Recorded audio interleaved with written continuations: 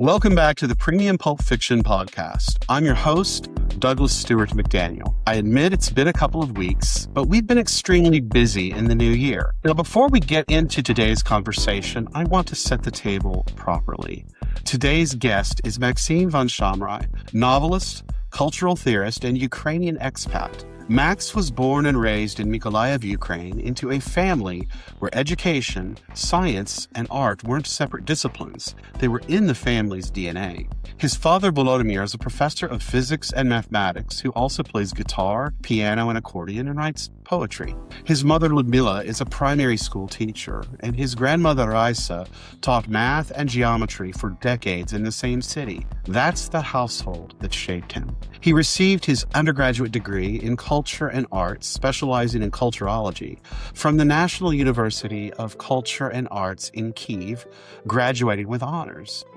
Then he completed doctoral studies at the National Academy of Culture and Arts Management, specializing in theory and history of culture. His thesis, Cultural Anthropocentrism as a Phenomenon, a Socio-Philosophical Analysis, examined humanity's place at the center of cultural systems. That framework runs through everything he writes. Since 2011, Max has lived in Spain, and since 2022, his home city of Mykolaiv has been under near constant Russian bombardment. His novel, Signs of the Last Hope, began in Ukraine around 2010, originally titled The Last Crew. It lived with him through years of writing, revision, translation, diaspora, and survival. It has already existed in other languages. The Spanish edition, Vástagos de la Última Esperanza, was released in 2025 by Caligrama, a hybrid imprint of Penguin Random House. And now, Premium Pulp Fiction is thrilled to announce that we have acquired the rights to Max's English language edition. That alone would be reason enough to talk. We're taking on our next author, and this, for me, is a big deal. But what makes this episode different is what it means to become a Premium Pulp Fiction author. We're not a vanity press or a hybrid publishing platform. We're an indie traditional publisher that finances our authors' book releases, editing, layout and design, copy editing, proofreading, book trailers, global distribution in print and ebook. Then, unlike many other publishers, both small and large, we also offer our authors a back-end ecosystem for marketing and publicity, social media support, and audiobook production. For the author, this means they don't have to go chase suppliers or learn everything themselves on the fly. We don't acquire books because they're easy. It is expensive, and we acquire them because they're worth the work. Authors like Max are worth the work because they have a distinct voice, because they survive scrutiny, editing, time, and pressure. When Premium Pulp Fiction takes on a book, we're not just publishing it, we're committing to it for the long haul. Not just the first 90 days, but committing to the author, to their literature, and to the craft, to the long arc of getting it right rather than getting it fast. That means developmental editing and line editing, uncomfortable conversations, killing our darlings while protecting the author's voice, sharpening story structure, world building, and story ecologies. It means respecting where a book comes from without freezing it in place. Now, Max cites Stanislaw Lem, Isaac Asimov, and Arthur C. Clarke as influences, but his work doesn't sound like pastiche. It sounds like someone who grew up drawing comics and inventing characters, then spent years studying how cultures construct meaning, and then watched his country get invaded. That combination produces something distinct and rare. Max didn't just hand over a manuscript. He entered into a rigorous process, one that asks hard questions about language, identity, rhythm, and what survives when a story crosses borders. Today's conversation is about Max's journey, not just this book, but writing itself, about what it means to carry a story across time, cultures, and language without losing the thing that made it worth telling in the first place. Let's get into it. Welcome, Max. Hello, good morning. Yeah. Thanks for having me on your podcast, Douglas. Well, it's a pleasure having worked with you now for some months, from the writing workshops we did last fall to the craziness we're doing right now, I guess. It's quite an adventure, isn't it? Thanks. Yeah, that's true. It's Yeah. quite a trip. I hope that's a good thing. So, Max, tell me a little about yourself. I've kind of did a long intro bio for you, but give us a little more background. I'm from Ukraine, and everything started for me as a trip with this novel, with this idea and this story in 2010. I had just come out from several very intense, I would say, academic years in Kyiv, where I completed my doctoral research in cultural theory. I would say that my work, it was focused on how humans place themselves on the center of meaning, how we interpret the world through the culture, memory, and identity, which is like were the main point for my all 3 years work there in PhD course. And my thesis explored something called cultural anthropocentrism, which is like unknown term. The idea that humans are both the authors of culture and the products of it. I would say, like in simpler words, and people create culture and how the culture later controls the people who create it in several words. Yeah. In simple words, I would say that the culture, it forms us, but we remain the ones who live, who give it meaning to the culture. So even back then, I felt that quite concerned. After all, I began to notice that the human-centered world, it started change a lot. Technology, media, and digital life, it was practically slowly transforming our culture into something faster, more superficial, more imitative. So the human being was still like in the center, but that center was becoming strangely empty, less reflective, more reactive. So instead of writing the story about humanity in theory, I suddenly felt the urge to throw the humanity into a crisis, into the culture crisis, right? So, for example, I raised some questions about it, like what happens to the culture when the world collapses? Who decides that it's worth surviving? And of course, back then, before war, I was living in Ukraine. It was a peaceful times. I was living with my family. I was participating in some organization of young scholars when we were writing some research articles about culture, philosophy, anthropology, how people perceive the interact the cultural environment. I was also participating in some conferences for the young scholars. So I guess this blended theory, academic theory, and it was very influenced those time on me. And of course, my parents, I was raised in culture environment. My dad, he was playing a lot instruments. My mom, she was still works as a primary teacher. A lot of encouraging and empathic from her side. From my dad, he's also the poet. He wrote a lot of poems, but he never published it.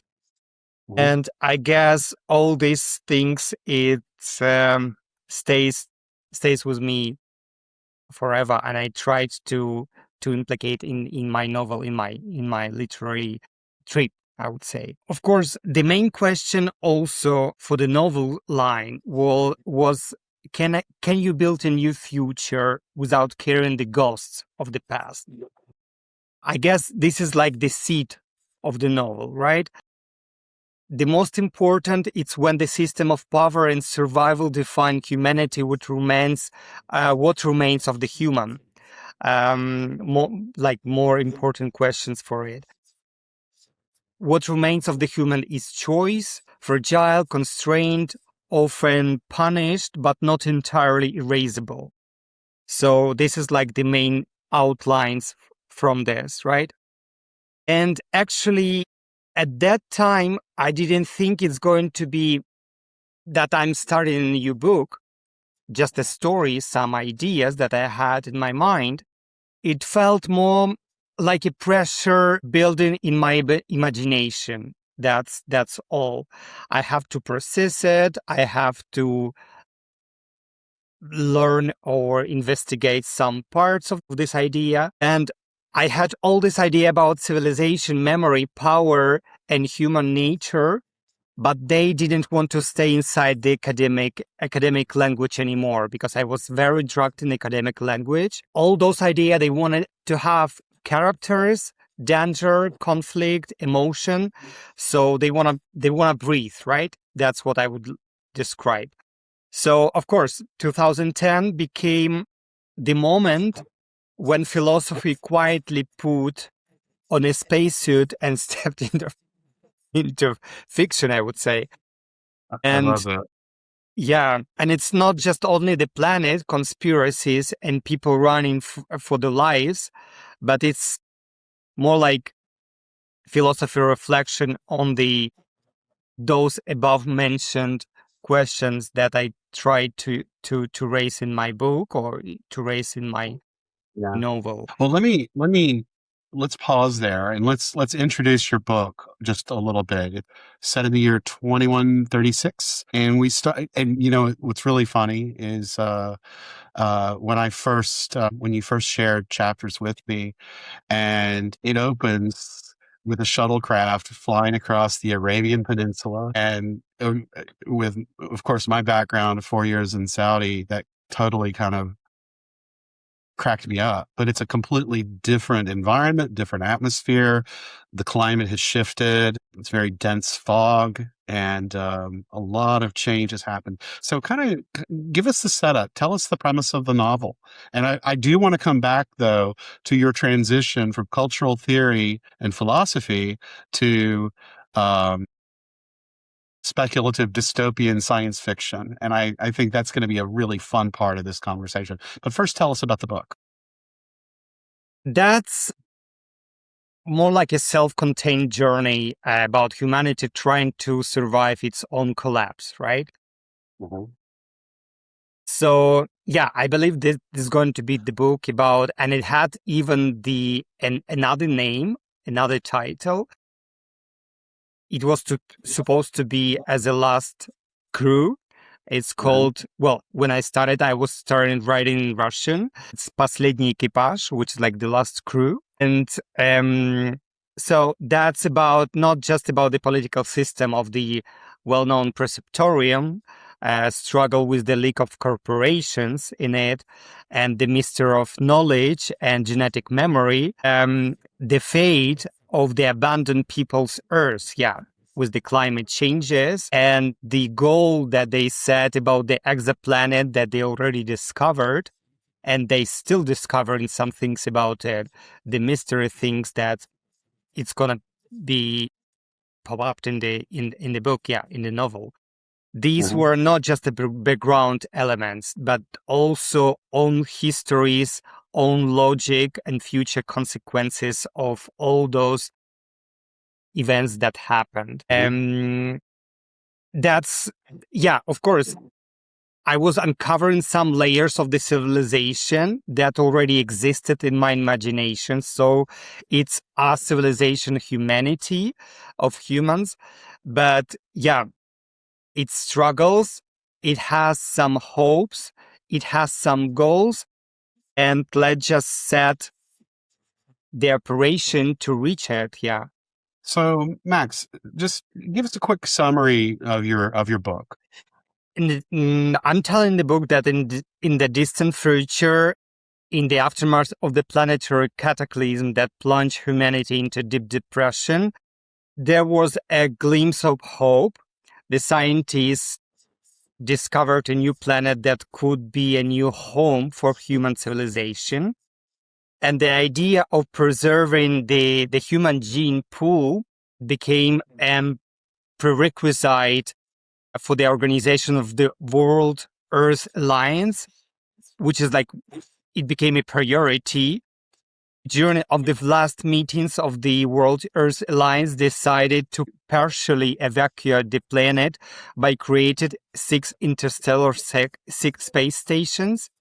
And after only the first 2 stations had managed to leave the Earth, scientists, they continued to study the distant exoplanet. It's called Gliese, with puzzling research results. We have a few characters, cryobiologists, Zara Aspen, and astrophysicist Gag Zorb. Yeah. So they're trying to get closer to understand the planet. Yeah, to understand the plans of the power of the government, and also to discover and reach into the mystery of the ancient world that they faced. And during all this trip, all this adventure they faced was the internecine struggle between the government and the powerful corporations for the influence over the lunar territories that produce the fuel for the station. It's called hydrogen. And already fractured, even garrisoned, is compounded when the balance between scientist research and political experimentation is undermined by a single prehistoric word, which its meaning was like shed a light on the future of the Earthling resettlement to the exoplanet Gliese. That's a few words of the tagline, for the book. Perfect. So when we did our writing workshops last fall, which you've really helped me kind of develop, and as one of my first students, which you could have also taught the class. So I know that this collaboration is a two-way street. But we did a session on story sparks, where stories come from. And so going back to 2010, where that's a really, and like you were saying before, that's a really interesting time, because I think I joined Facebook in like 2008 as an old person, right?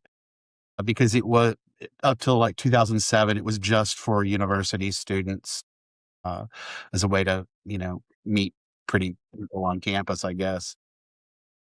But we were at that real fulcrum point of culture changing, culture and media, and a lot of stuff going on then. And this is 4 years before the invasion of Crimea. So tell me what's in your mind as far as from your academic training in culturology to this book sparked in your head, and it was a novel from the beginning. And kind of walk us through that whole thought process of how an idea became a book. A part of the academic learning, I was in my city visiting some local libraries and cafeterias. We had a lot of philosophical clubs and literary clubs there, like some meetings in the evening, less formal, more live, I would say. People read poetry. I guess like we love poetry, as my dad, he's a poet, debate some ideas, argued about art, meaning, beauty, truth, whatever. And there was a talk about the poetry, the role of the poetry in the formation of the personality. Yeah. And it sounded very impressive.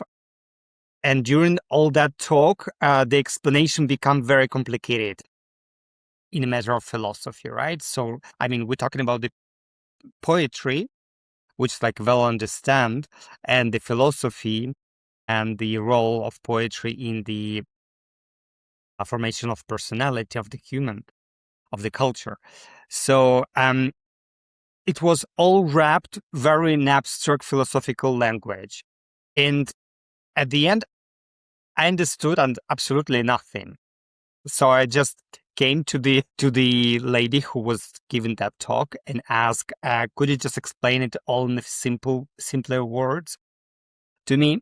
And she looked at me a bit surprised, smiled, and said, well, poetry just helps the heart think when the brain is tired. So I was like, oh yeah, that's true.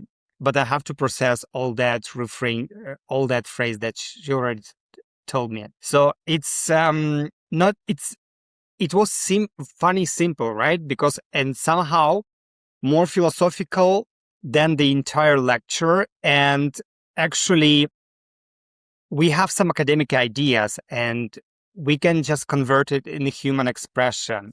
And so that tension between complex thoughts, philosophical thoughts, they have to stay very simple in a human way to find a place where actually your idea are born.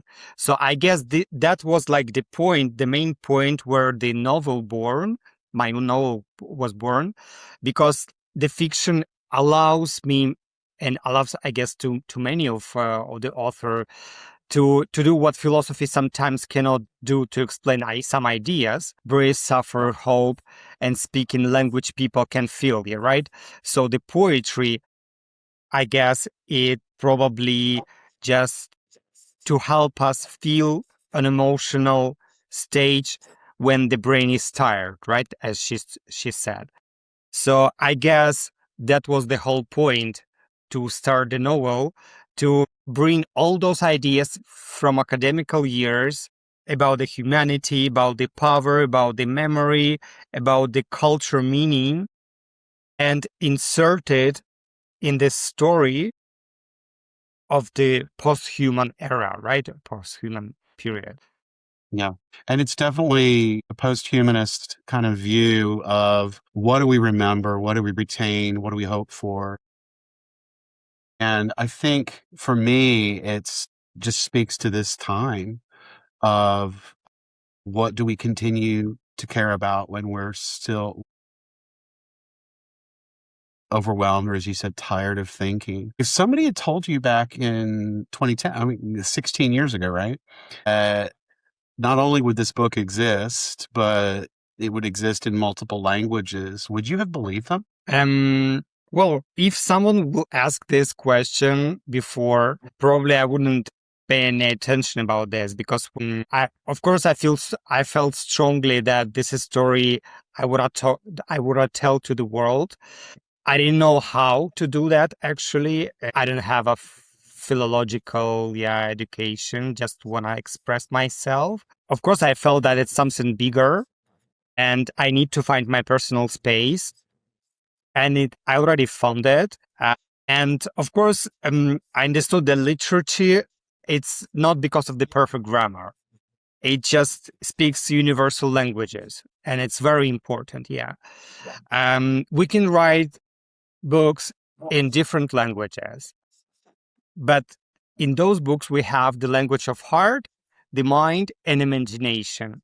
And this is very important. I call that like a universal language. Why all musicians, they can read the note alphabet, right? We call it, the musical, They can express from all different countries, they can express themselves in the music. They can lay all those notes on the paper, and they can play the instruments, and we can contemplate. So, of course, the heart helps us feel, the mind helps us understand something, certain things, and imagination helps us to cross the borders.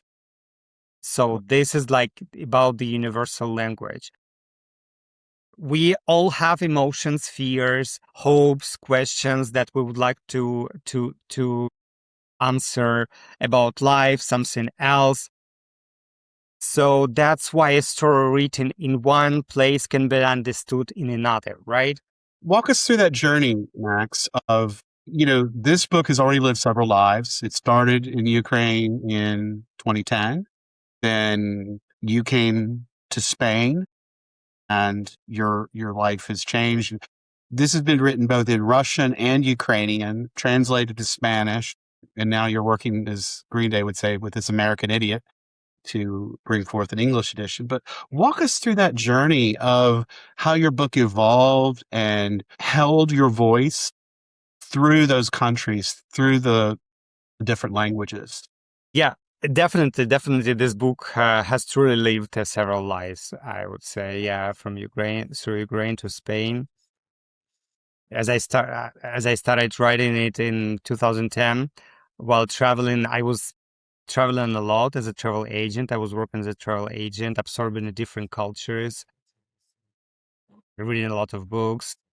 At that time, I began to write the novel in Russian. I said it before, and in the south of Ukraine, when I grew up, Russian was widely used in in everyday life, right? But the Ukrainian was the official language in education, culture, daily communication, for example, in governmental stuff, administrations. So we have to use Ukrainian all the time in PhD course at the university. But Russian was quite dominant as in everyday life in some certain parts of Ukraine, eastern one and the south as well. Unfortunately, and we didn't think deeply about using that language back then. It was simply the environment we lived in, right? So in 2011, my life changed again. I moved to Spain. I just wanted to dive deeper into the art and culture, and Spain has a rich potential cultural history. So I guess it felt like a right place for me. It was also there that I met the love of my life, and we have been happily together ever since. And so I guess that gave me emotional stability during some time. Actually, all that process and that living in another country, adapting the new country takes time. It took time for me learning the language, understanding the society, mentality, finding your place. All of that takes energy. So somewhere along the way, I stopped writing. It was like probably the chapter 7. Not because just I lost the interest, but because I was in the phase of absorbing rather than creating, I guess. That's what I would say. Maybe we can call it the second birth, whatever. So you didn't, to be clear, you didn't bring a finished manuscript with you from To Ukraine to Spain. No. You brought. It wasn't not like, it was like I guess in the beginning. Mhm. I started in 2010 and I moved to Spain at the beginning of 2011. So it was like breathing in, but not yet breathing out. That sort of condition. But then came 2022. Before we get to 2022, first, when did you have a full draft manuscript? And you had mentioned to me you originally wanted to publish this in Ukrainian. So then bring us to 2022. When I first heard the sirens sounded in Kyiv, well, I felt like a real dystopia had begun. That was very important for me. And the book, it was like on the chapter 11, as far as I remember. So I don't know. I felt like something opened inside me. I didn't just return to the book. I had to finish it. But the story stopped being only the philosophical thing. It became deeply emotional for me. All my thoughts about humanity, memory, meaning, the future poured into the novel. Not like directly, but underneath the surface, So looking back, I think the book needed years of life experience to grow, I think. So that was like emotional turning point in 2022. It was after finishing the manuscript, I was trying to look for several publishers in Ukraine, but couldn't. I sent a lot of inquiries, but that's because of the current times. There are like very dark time right now. Most of them, they closed. The infrastructure in Ukraine were hit by missiles, also the publishers. So I couldn't, at this time, I couldn't publish anything there in my Ukrainian because I was thinking to publish it in Ukrainian first because this novel could feel it published at my home, right? But it's such a struggle time right now, right? There. So I decided to publish it here in Spain first. Even you told me, I think last week, even your webmaster, the guy that designs and maintains your website, is located in Kyiv. That's a real challenge at times, isn't it? Just right. What a lot of people who live in non-war-torn countries don't appreciate is it's not so easy to even update your website, is it? It's very, very complicated. For example, I'm using the servers of one of the companies for the web creation, but it's very hard time to communicate with them because of the blackouts. There are no lights for almost 22, 23 hours. I had the same information from my family. My mom, she's sending me all the time the schedule they have, some alerts on the mobile phones they receive about the blackouts. So yeah, it's completely dark times there with no lights, sometimes with no water, heating. It's very complicated, and it's very complicated to communicate with the people also, and with the web page designer. Sometimes I received his messages, Maximo, I'm so sorry, I'm behind the deadline. Yeah, because of the time I said, no worries. Yeah, don't worry.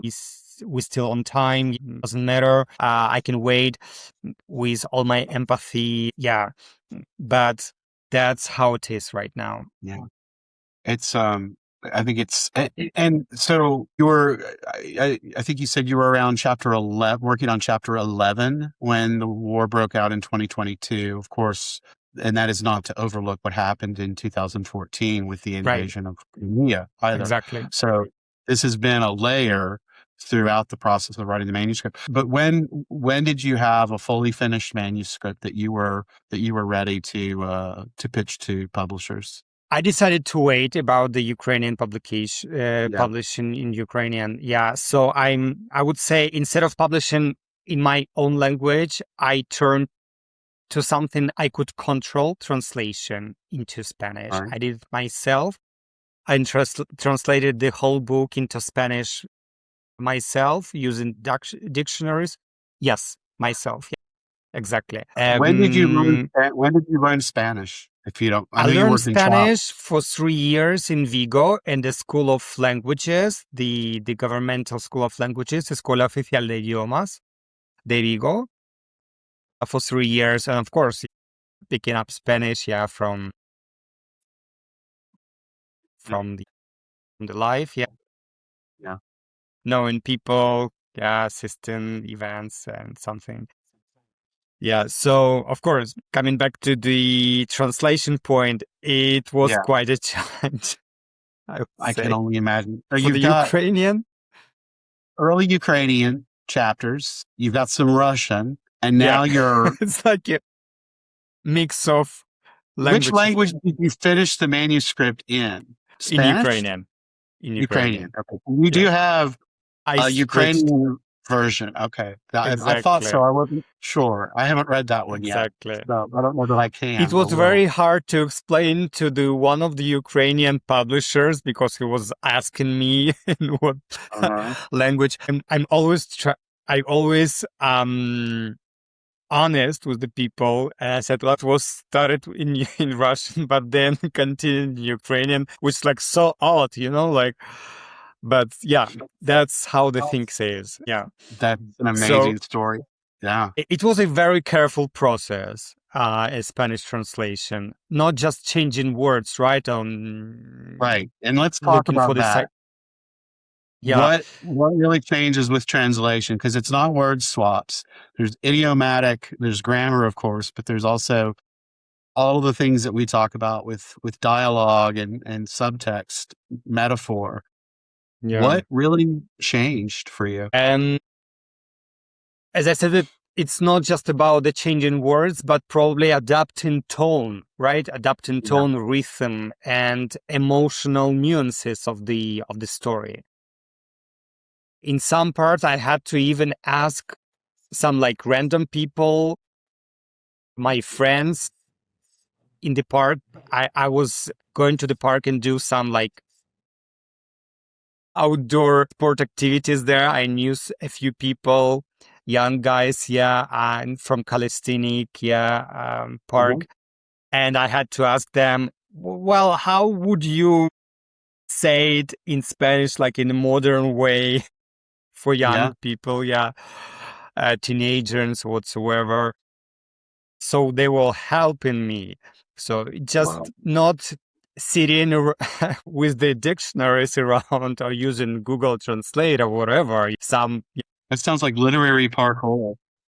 Asking people, asking my family, my Spanish family also, my friends, my Spanish friends about this, which is was quite a nice journey, I would say, nice experience. And then after that, I worked with the team for the deep revision and stylistic with the few Spanish copy editors and doing some sort of the proofreading stuff to make sure that the text, after all, sounded like very natural and alive, in Spanish. It was very important for me. It's like the last revision for the book. So it was quite emotional, a mix of sadness because of the circumstances from the Ukraine. So I have to adapt myself and translate the book into Spanish, which is like not my own language. I can speak, I can perfectly understand it, I can express myself, but still, my own language, it's Ukrainian. I can speak Russian because we were bilingual. Yeah, it was quite it felt very symbolic for me.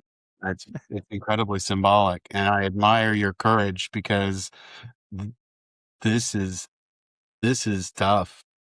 It's like So it you was talk born about in one part of the world, but it has to travel to another one. Sorry yes, for interrupting.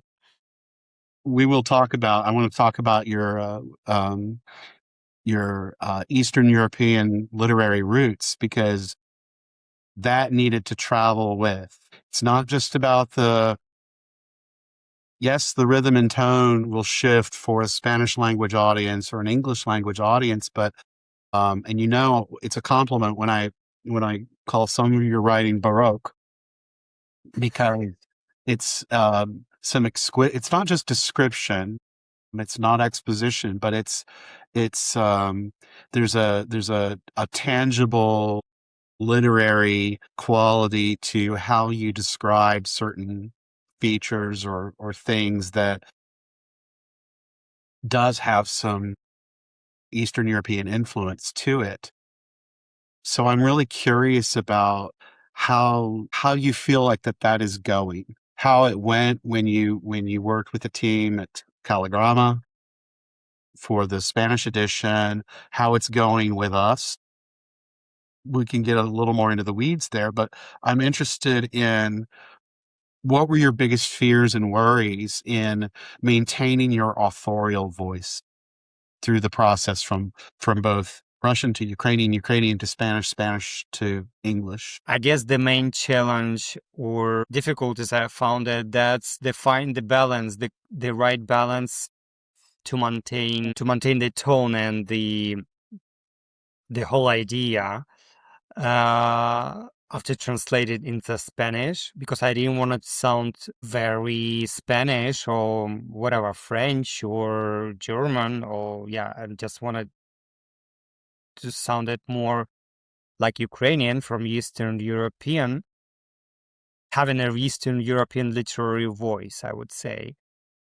So I guess my own translation was quite a good for it because it was completely monitored by me, by the author who was trying to maintain, even after chatting with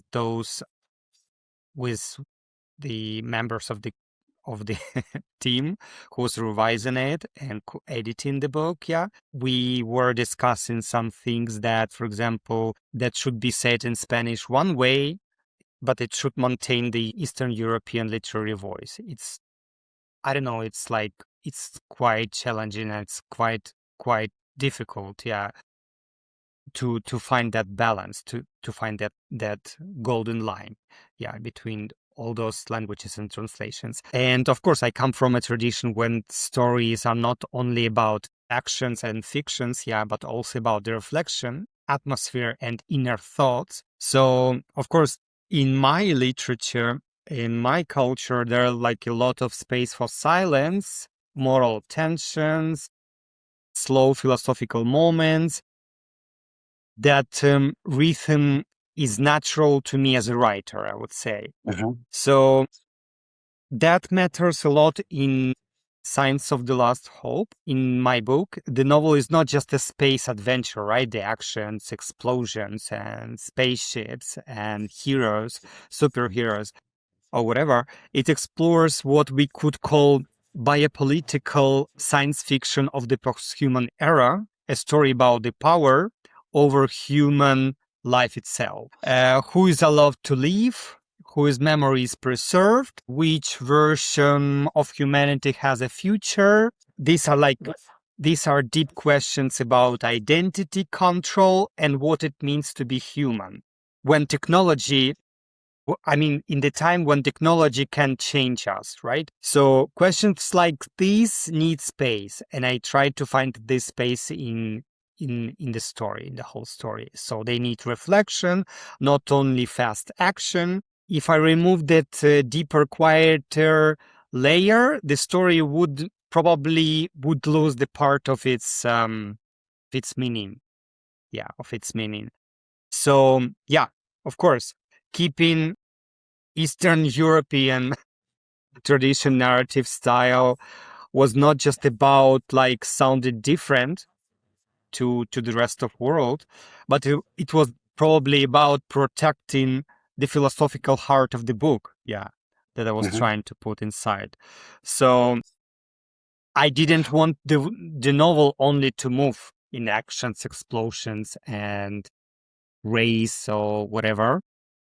I also wanted the novel to think and to transmit all this thinking part to the readers. Right. So let's unpack that a little bit more. I'm really fascinated by this because I do think in English language science fiction, there's an acceleration factor, and you and I have talked about this a lot, both and I recognize I push you at times on pacing versus sagging in the middle, and as a writer have the same issues. I have middle chapters that sometimes sag. Let's just admit it. And so how is that expectation different for an Eastern European writer? Yes, but also Eastern European readers that you want to transmit to, say, Western Europe, North American English language readers to slow down and enjoy the philosophy? Is that one of the goals? Or how do you interweave that successfully? As I said before, I just didn't want to feel that I've a bit different from other languages. I hope that the readers feel excitement and curiosity. This is the main point, right? Raise some questions and they are about to watch a powerful movie, not just to read a book. I want readers to sense the movement and tension and adventure waiting on the next page every single time they pass the page, a feeling that the story will be vivid, alive, and senses that it's unfold the imagination like in a movie on cinema. So yeah, it's like bringing the reader deeper beneath the action, I would say, to put them in that stage.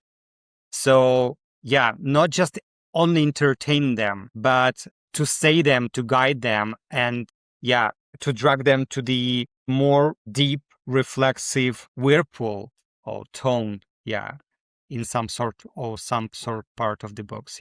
Yeah, I think that's one of the things that stands out to me is how you really have not changed your identity in translation, but protecting that reflective philosophical rhythm that you've talked about. So Max, talking about the Eastern European voices, and you've also, we've talked about Asimov and Clarke, but who are your key literary influences, both from novels, but also from cinema? I'm a huge fan of Star Wars and Alien. Those were those two big movies. And in regards of the book, as a writer, I was influenced by some authors like Stanislav Lem and brothers Strugatsky, Isaac Asimov, Arthur Clarke, and for example, Ukrainians as well. Ukrainian context, I would say that's going to be Volodymyr Arenev. He has a great book. It's called Children of the Star, and actually, it has some interesting points that reflect kind of like a similar, but still, it's talking about the cultural memory encoded in speculative form. So trauma without spectacles, and it's very, very interesting to read. And Andrei Sapkowski, which is like from Eastern Europe, The Witcher. We already know that. We already know from Netflix, right? The Witcher. All those authors they have a great influence on me, I would say. And those movies, humanity facing. For me, for example, I was trying to catch the main idea from each book, or from each movie. It's like it's about humanity facing the big questions for me. It's always like looking for the philosophical point in every single book or movie, even if there is no philosophical point. But I don't know, this is how I am. I always loved classic adventure stories and large-scale sci-fi films. And actually, where the philosophy and action go side by side. Even in Alien, we can find these little points, outlined, about the philosophy to find something mysterious, unknown. Should we keep research or something like that?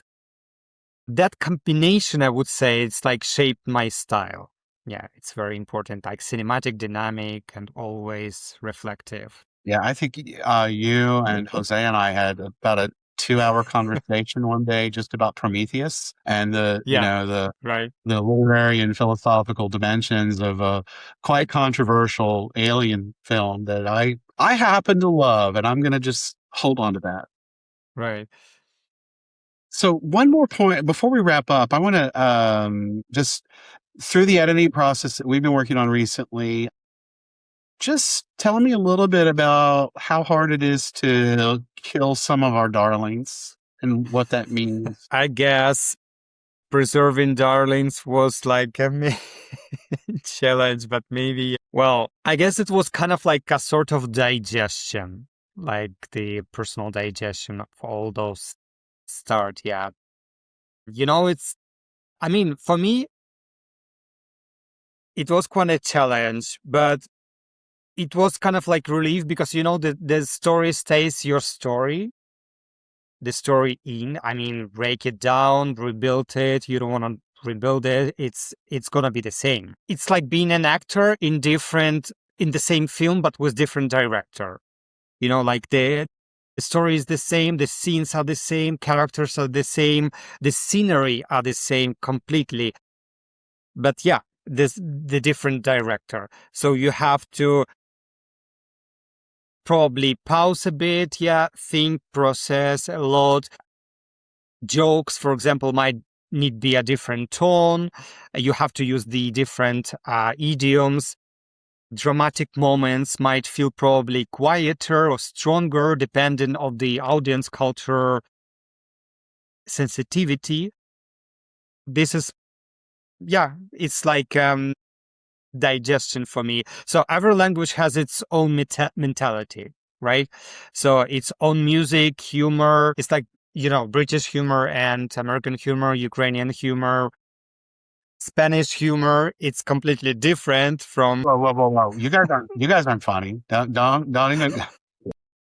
I have many Ukrainian friends, and they're all hilarious. So if you translate just only words, the story may be correct.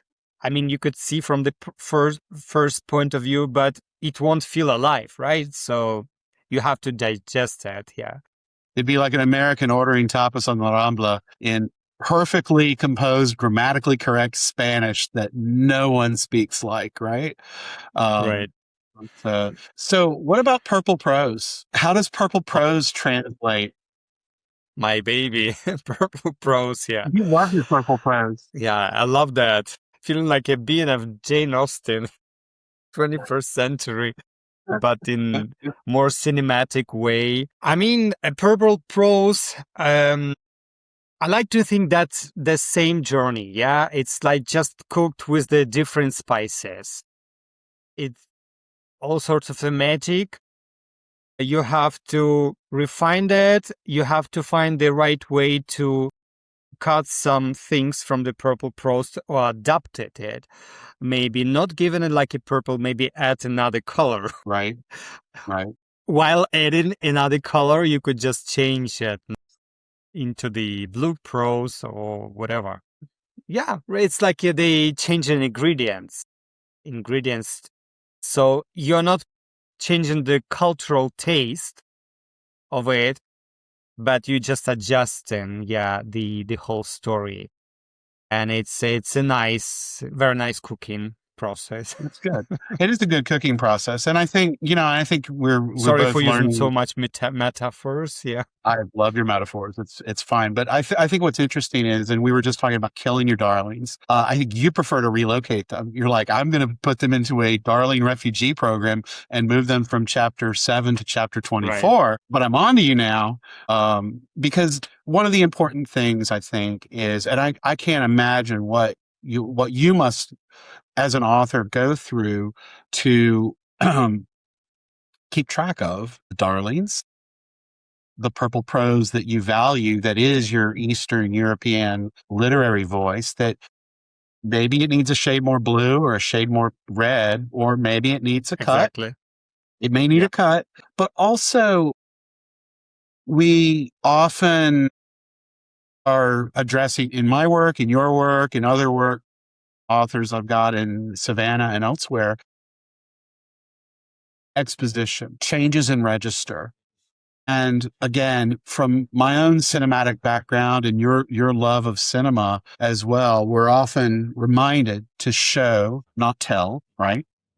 And exposition, especially through translation, some of it works better in Ukrainian or Spanish than it may work in an English language audience. And I know I've pushed pretty hard on you regarding authorial register, where you tell us what is happening in the scene versus letting the characters interact with each other over that material that needs to be shared with the reader for them to understand, how the gliads work, or the preceptorium. Correct.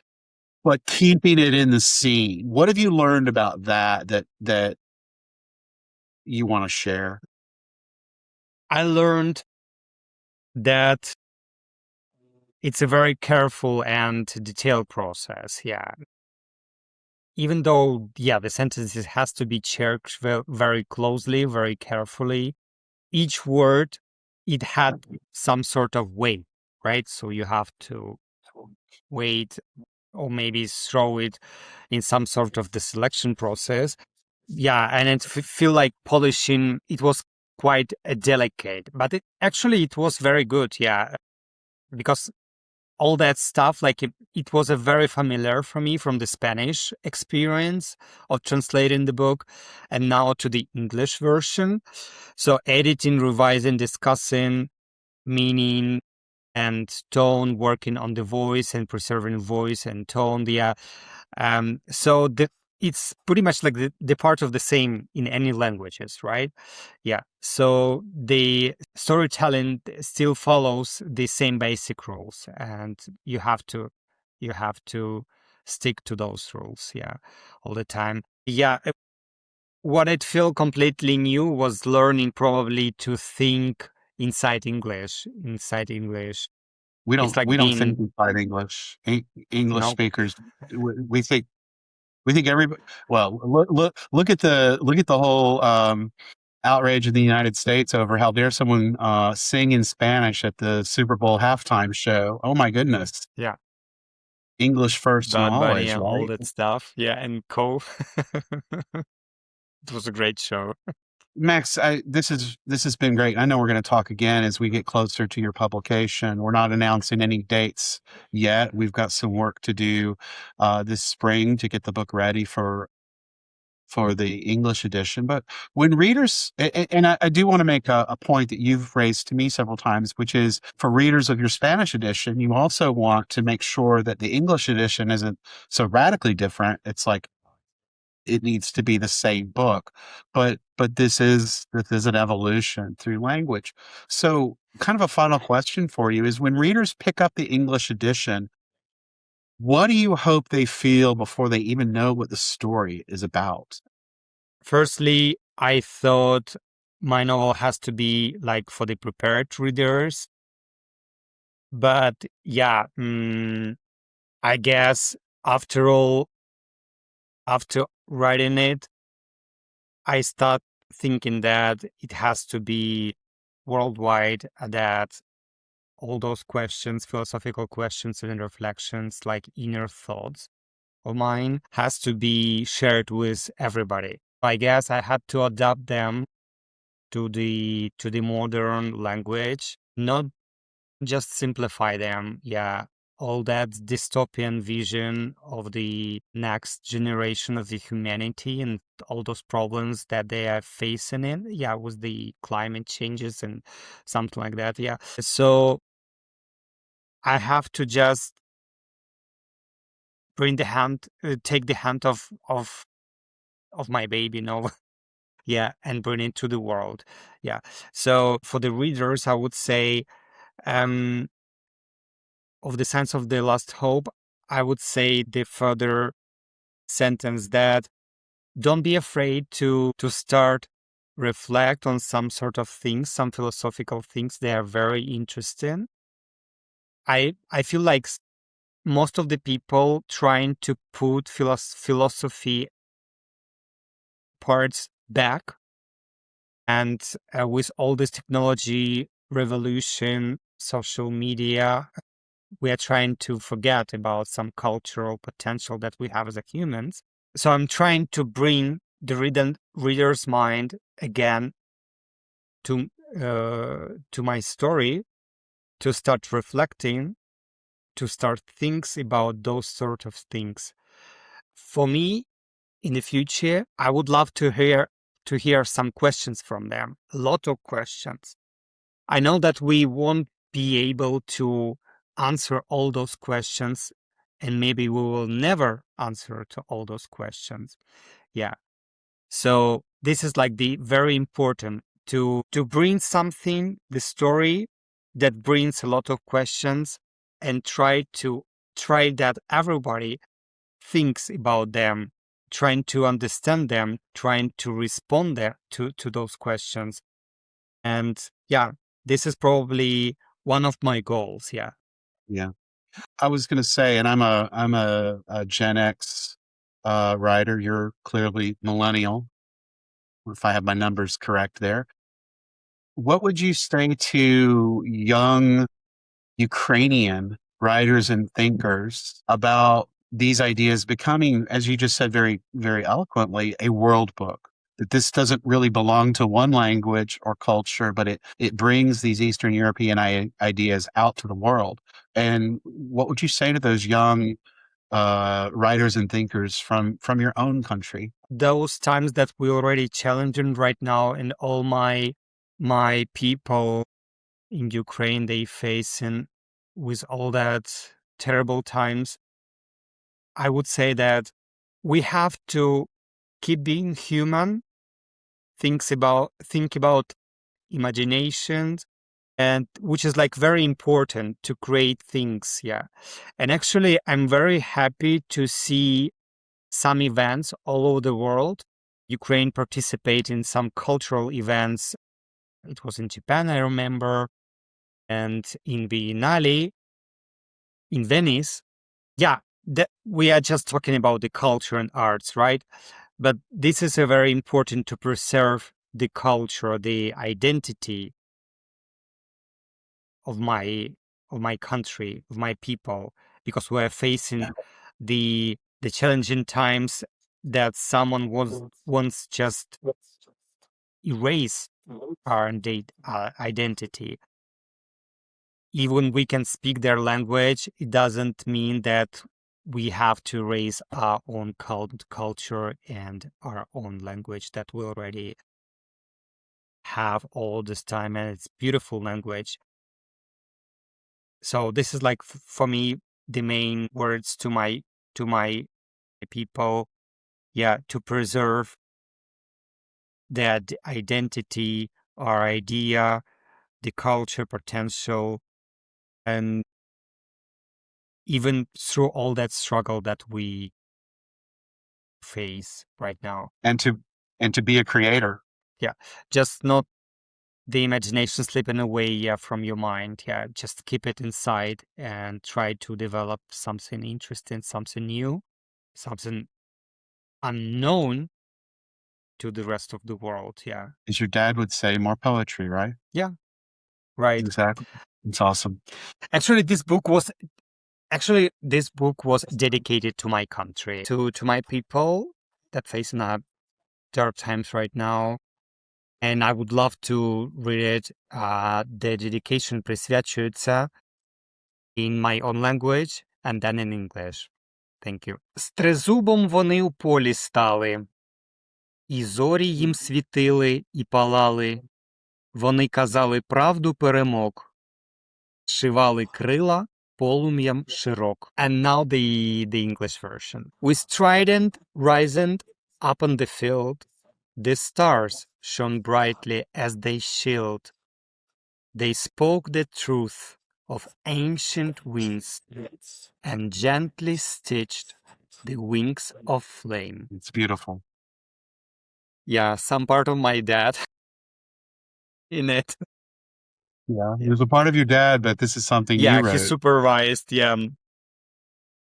as I would expect Papa to do. Yeah. No, that's beautiful. That's well put, and I can see all of the imagery and the pain and the journey of you, of your family, and of your people as well. Maxime von Shamrai, his forthcoming novel in English from Premium Pulp Fiction is Scions of the Last Hope, but it is currently available in Spanish on Amazon and all your other online retail outlets. Hasta de la Última Esperanza, released in 2025 by Caligrama, an imprint of Penguin Random House. Max, thank you so much for joining me today. I hope you didn't feel like I put you in the hot seat, but I think this has been a great conversation. Thank you so much. Thank you for having me on your podcast. It was pleasure talking to you. Thank you. As always. And this is, again, the Premium Pulp Fiction Podcast. I'm your host, Douglas Stewart McDaniel, and this gets cross-posted over onto the Citizen One podcast, where you're going to be hearing a lot more about Max, his forthcoming book. We've got some other titles coming out this year that we'll be talking about soon, including my Southern Civic Noir series. And thank you for joining us for a very special conversation with Maxime von Shamrai. And we'll see you guys again soon.